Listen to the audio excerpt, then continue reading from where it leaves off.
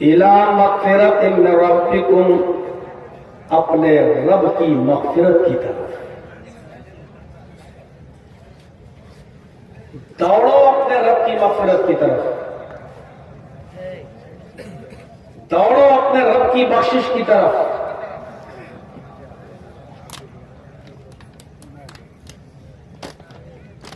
وجنت، اور اس جنت کی طرف ریس لگاؤ، اس جنت کی طرف۔ عرضها السماوات والارض، جس کا طول و عرض زمین و آسمان کے برابر ہے، جس کی لمبائی اور چوڑائی زمین اور آسمان کے برابر ہے۔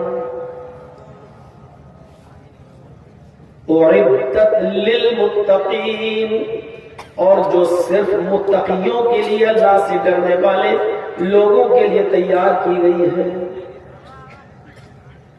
اس آیت پر گھنٹوں بولا جا سکتا ہے، بلکہ اس آیت پر کئی کئی دن خطاب کیا جا سکتا ہے۔ یہ پہلی آیت ہے جس میں اللہ رب العالمین نے مقابلہ کرنے کا حکم دیا ہے،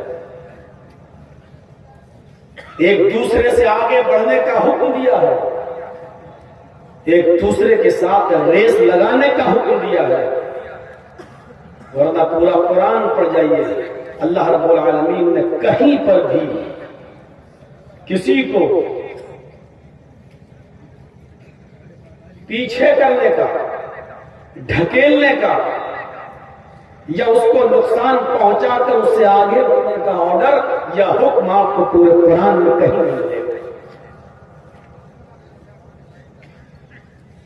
دوڑ لگانے کا حکم دیا ہے، مسارعات کا حکم دیا ہے، ریس لگانے کا حکم دیا ہے، تو صرف اس آیت میں، اور وہ بھی مغفرت کی طرف، اپنے رب کی بخشش کی طرف۔ مطلب بالکل واضح ہے کہ دنیاوی زندگی میں دنیا کے لیے ریس مت لگائیے۔ ہمارے پڑوس میں اگر کوئی آدمی 1 کروڑ کا مالک ہے تو ہم اپنے پڑوسی سے 1.5 کروڑ کا مالک بن کر اس سے آگے نکلنے کی ہم کوشش کر رہے ہیں۔ یہ کوشش مت کیجیے آپ۔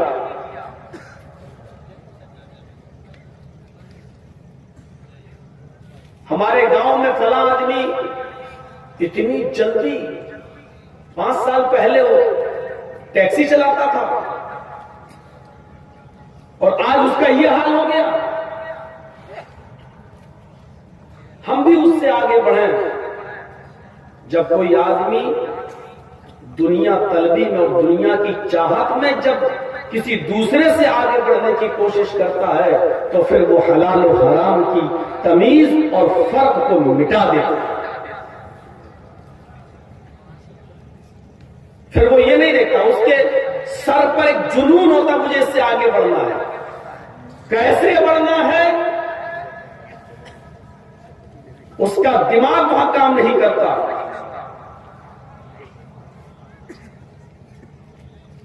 آپ کو تو معلوم ہی تھا کہ میں جس ماحول میں تھا ابھی اور جس جگہ تھا اس کو بار بار بولنے میں بھی شرم آتی ہے۔ وہاں میں نے ایسے لوگوں کو دیکھا ہے، بلکہ ایسے لوگوں سے ہماری ملاقات ہوئی ہے جن کا کام یہی ہے، دولت کمانے کے لیے کچھ بھی کرنا۔ وہ باہر نکلتے ہیں، سپاری لیتے ہیں، 2-4 مرڈر کرتے ہیں، پھر اندر آتے ہیں،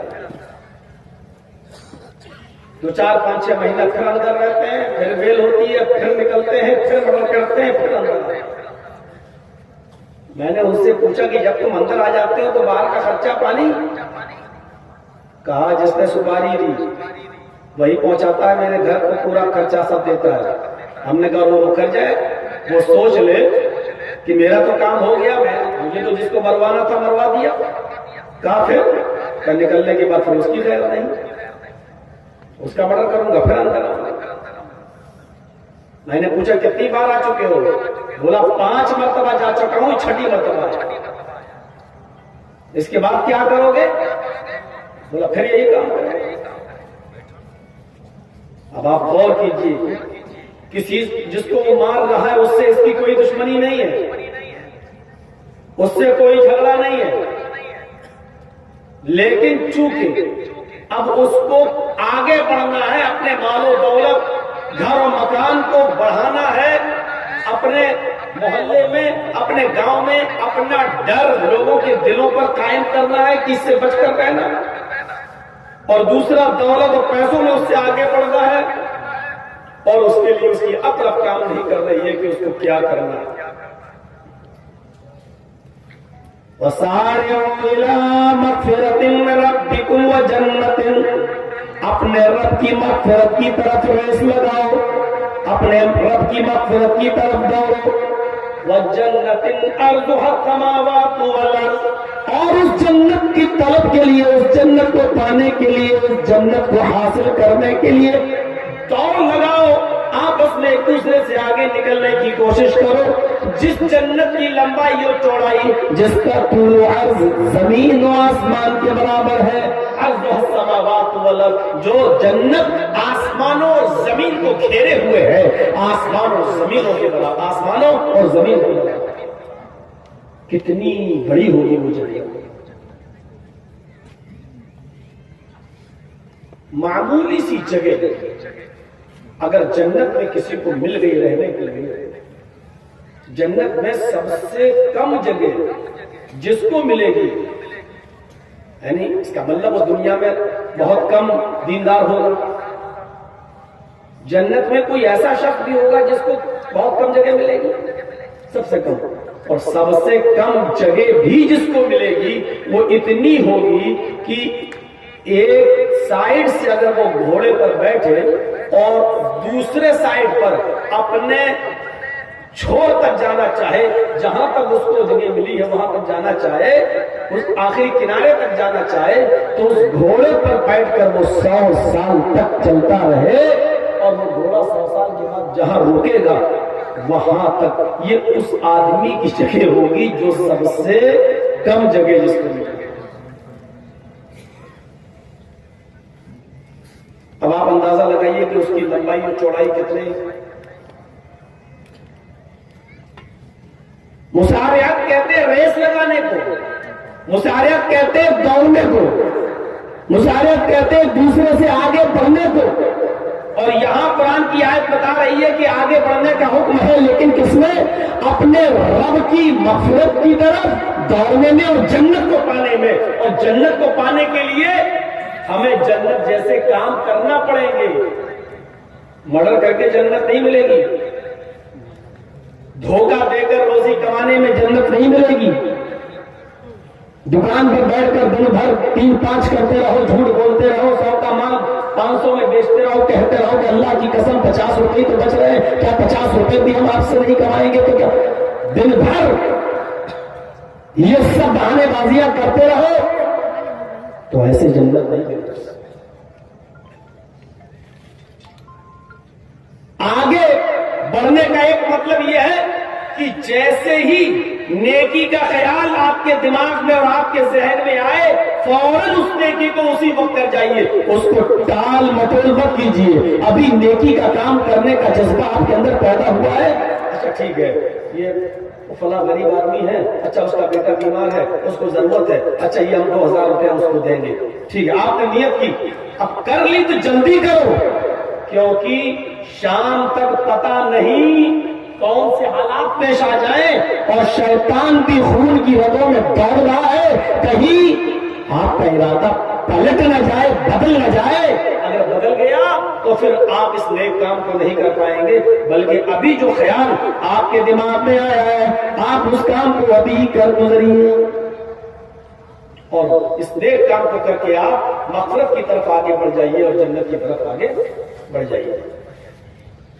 نبی اکرم جناب محمد رسول اللہ صلی اللہ علیہ وسلم نماز پڑھانے کے لیے آگے بڑھتے ہیں. حضرت بلال اقامت کہہ دیتے ہیں اللہ اکبر اشہد ان لا الہ الا اللہ اشہد ان محمد رسول اللہ۔ نبی اکرم اپنے حجرے سے نکلتے ہیں، سیدھے مصلی امامت پر جاتے ہیں۔ آپ کھڑے ہیں مصلی امامت پر، یا اقامت پوری ہوتی ہے، اللہ اکبر لا الہ الا اللہ، یہاں اقامت جیسی مکمل ہوتی ہے،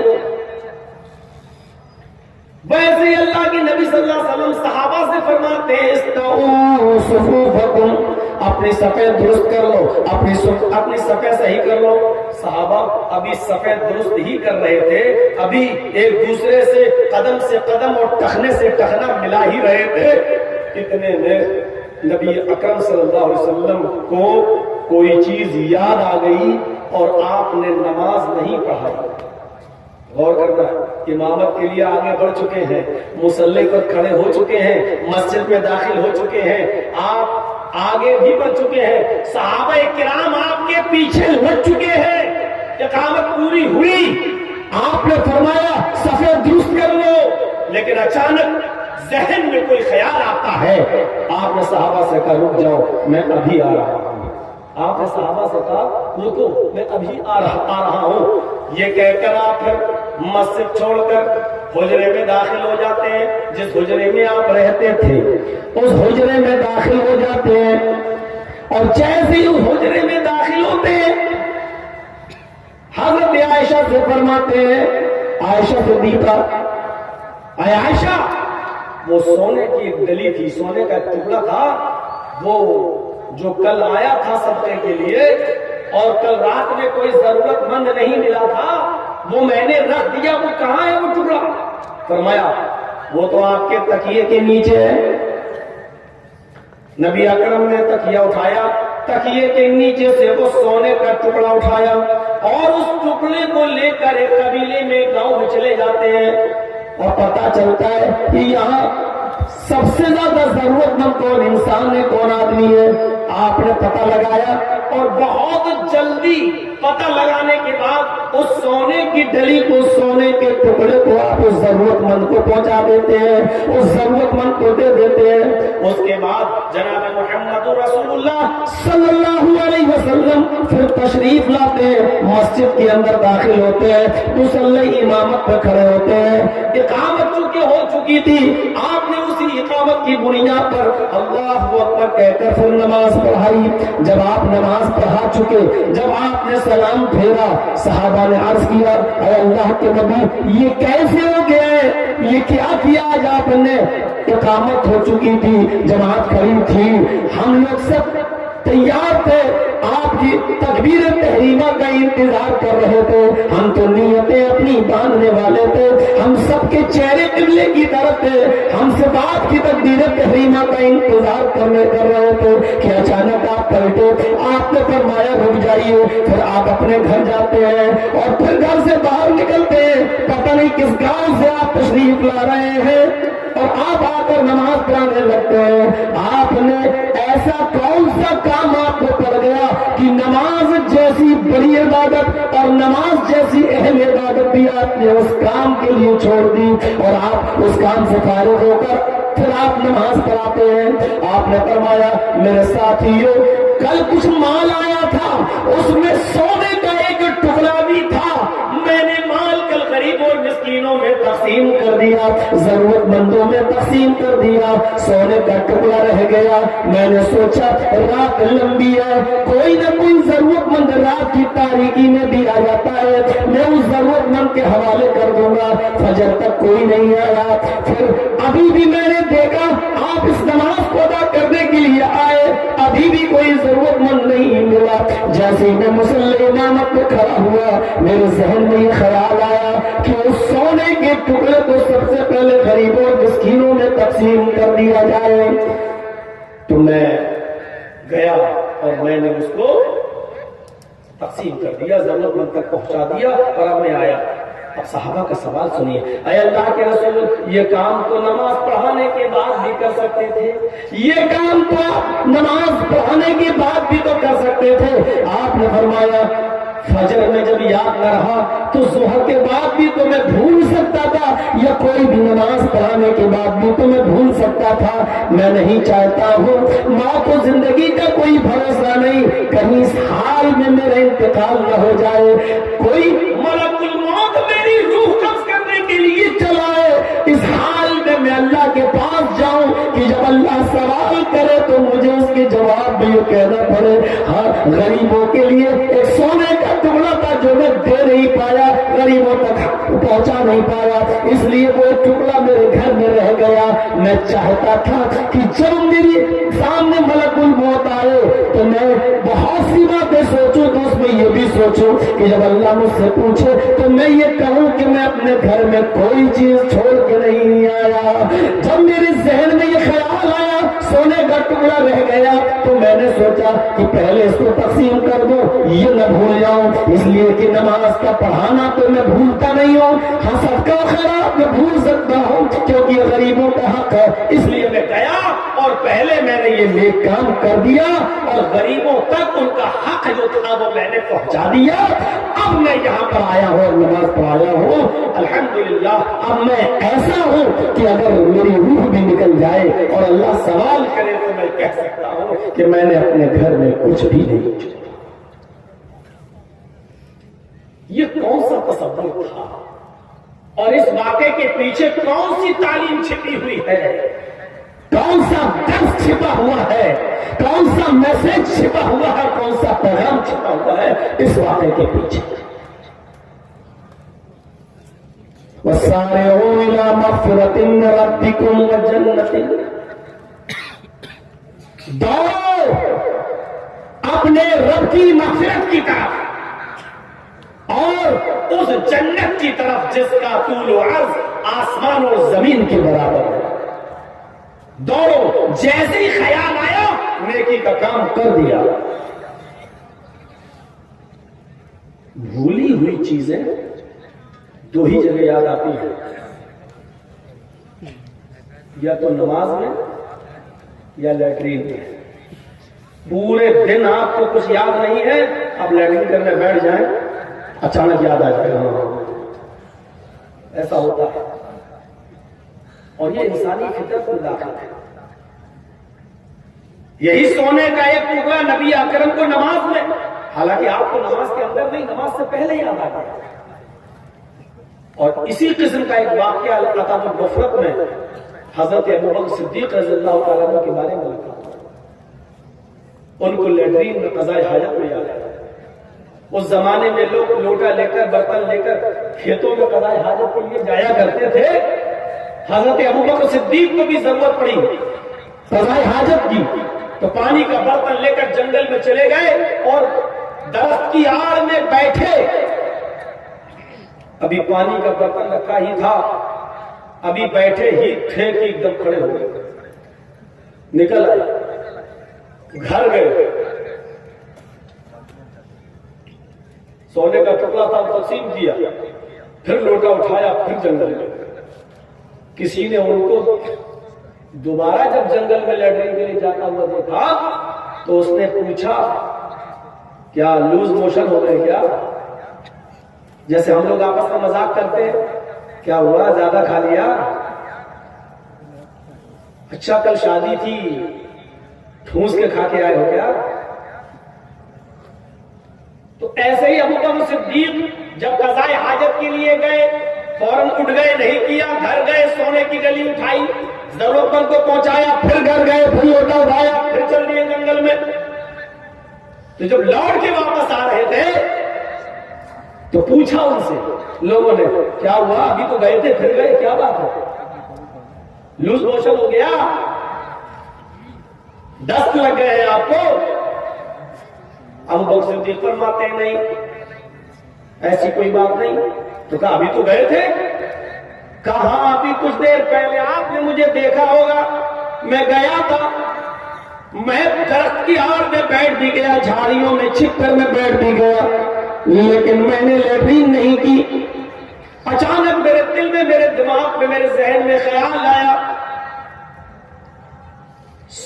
کچھ چیزیں مجھے صدقہ کرنا تھی، وہ کسی کی تھی نہیں، مجھے اپنے مال میں سے صدقہ کرنا تھا، میں نے کل ہی نیت کی تھی، کہ سو کر اٹھوں گا تو میں یہ صدقہ کروں گا، میں یہ خیرات کروں گا۔ اب میں اٹھا، جب قضائے حاجت کے لیے نہیں آیا تو مجھے یاد آیا کہ مجھے صدقہ کرنا تھا، خیرات کرنا تھا۔ میں نے سونے کی وہ ڈلی نکالی، سونے کا وہ ٹکڑا فوراً اٹھایا اور فوراً میں اس کو غریبوں تک، مسکینوں تک، محتاجوں تک، ضرورت مندوں تک میں لے کر گیا۔ میں نے ان تک پہنچایا، پھر گھر گیا۔ وہاں سے آنے کے بعد اب دوبارہ جب میں گیا تب میں قضائے حاجت سے فارغ ہوا۔ پہلے میں نے لیٹرین نہیں کی تھی، اب میں نے کی ہے۔ لوگ ہنسنے لگے، اے ابو بکر یہ کون سی عقل مندی کا کام کر دیا؟ ارے آپ کو جب سونے کا تو تقسیم ہی کرنا تھا، اس کو بانٹنا ہی تھا، غریبوں میں دینا ہی تھا، تو لیٹرین کرنے کے بعد بھی تو گھر جا سکتے تھے، اس کے بعد بھی تو غریبوں مسکینوں میں سونا تقسیم کر سکتے تھے، ان کو خیرات کر سکتے تھے، صدقہ کر سکتے تھے۔ یہ کون سی عقل مندی ہے کہ لیٹرین نہ کرنا، گھر پہ چلے آنا، پھر تقسیم کر دینا، پھر جانا؟ یہ کہاں کی عقل مندی ہے؟ لیٹرین روک لینا۔ تو حضرت ابو بکر صدیق فرماتے ہیں تم اپنے حساب سے صحیح کہہ رہے ہو، لیکن میری سوچ اس کی الٹ ہے۔ میں نے یہ سوچا کہ ان الشیطان یزنی عنان اعظمہ، شیطان خون کی رگوں میں دوڑ رہا ہے۔ ابھی میرے دل میں جو صدقہ و خیرات کا جو خیال آیا ہے، کہیں ایسا نہ ہو کہ لیٹرین سے فارغ ہونے کے بعد شیطان ہمارے اس نیک ارادے کو کہیں بدل نہ دے، اس نیک ارادے کو کہیں موڑ نہ دے، ہماری خیرات کرنے کی، صدقہ کرنے کی نیت کو کہیں تبدیل نہ کر دے۔ محبت نہ آ جائے سونے کی، ارے یہ کیا ہوا، ارے ایسا کیسے ہو گیا ہے، نہیں اتنا قیمتی چیز ہم کیسے تقسیم کریں؟ تو اس لیے جس وقت صدقے کا خیال مجھے آیا میں نے فوراً صدقہ کر دیا۔ اس کے بعد اب آیا ہوں اور اب میں نے لیٹرین کی ہے۔ الادب المفرد میں امام بخاری رحمۃ اللہ علیہ نے اس واقعے کو نقل کیا ہے۔ تو میرے بھائیوں یہ ہوتا ہے نیک کام میں آگے بڑھنا۔ جیسے ہی ذہن میں خیال آیا، جیسے ہی میرے دماغ میں خیال آیا، فوراً اسی وقت ہم اس کام کو کر جائیں، کیونکہ بعد میں ارادے بدل جاتے ہیں۔ اور ایسے بہت سے لوگ ہوں گے صدقہ خیرات کرنے کا دل ہوتا ہے، لیکن بعد میں پتہ چلا کہ بیٹا بیمار ہو گیا، اب لے جائے، چلو پھر دیکھ لیا جائے گا، پہلے ہم اپنے بچے کو دیکھیں، ارے چلو پہلے ہم اس کو دیکھیں۔ میرے پیارے ساتھیوں، شیطان ایک دم ارادے کو باغدور کو گھما دیتا ہے۔ وَسَارِعُوا إِلَىٰ مَغْفِرَةٍ مِّن رَّبِّكُمْ وَجَنَّةٍ، اپنے رب کی مغفرت کی طرف اور جنت کی طرف دوڑو، اس جنت کی طرف جس کا طول و عرض زمین و آسمان کے برابر ہے۔ ان پورے واقعات میں آپ دیکھیے، کہیں کوئی صحابی پیسے کی طرف بھاگ رہا ہے، کوئی صحابی کمانے کی طرف بھاگ رہا ہے، کیا کوئی دولت کو حاصل کرنے کے لیے بھی لپک رہا ہے؟ نہیں۔ ابو بکر صدیق کا حال کیا تھا؟ نظر ڈالو ان کی زندگی پر۔ عمر فاروق کا حال کیا تھا؟ نظر ڈالو ان کی زندگی پر۔ عثمان غنی کا حال کیا تھا؟ نظر ڈالو ان کی زندگی پر۔ حضرت علی کا حال کیا تھا؟ نظر ڈالو ان کی زندگی پر۔ دیگر صحابہ کی زندگی پر نظر ڈالو۔ عثمان غنی رضی اللہ تعالی عنہ کی غنات مشہور تھی، ان کی امیری اور ان کی دولت کے چرچے آج بھی ہوتے ہیں۔ عبد الرحمن ابن عوف کی امیری کے چرچے آج بھی ہوتے ہیں۔ اسی ماحول میں صحابہ کرام موجود ہیں۔ حضرت عثمان غنی کا مال سینکڑوں اونٹوں پر لد کر آیا کرتا تھا، وہ بزنس کیا کرتے تھے۔ عبد الرحمن ابن عوف بھی بہت بڑے بزنس مین تھے۔